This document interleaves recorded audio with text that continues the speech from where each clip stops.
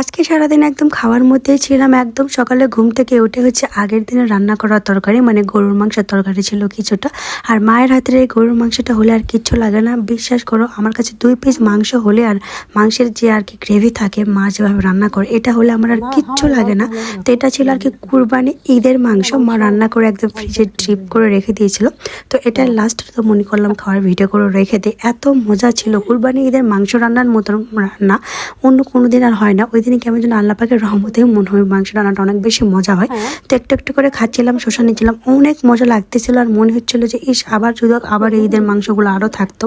মাংস আছে কিন্তু ঈদের মাংসগুলো আর নেই, কেননা ওই রকম মজা হবে না রান্না করলে। তো দুপুর সকালে এটা খাওয়া শেষ করে দুপুরের আগে আমি একটা রান্নার ভিডিও করেছিলাম, এই পাস্তাটা মানে নুডলস পাস্তা ভিডিও করেছিলাম। তো এই খাবারটা আর কি গোসলের আগে খেয়ে নিয়েছিলাম অল্প একটু, আর বাকিটা বিকেলে খাবার জন্য রেখে দিয়েছিলাম। তো খাবারটা শেষ করে একদম গোসল দিয়ে নামাজ পড়ে এখানে এটাও আমি ভিডিও করেছিলাম। মানে আজকে যে খাবারগুলো খাচ্ছি মাংস রান্না বাদে, মানে গরুর মাংস বাদে যে খাবারগুলো খেয়েছি সবগুলো আমার নিজের হাতের রান্না।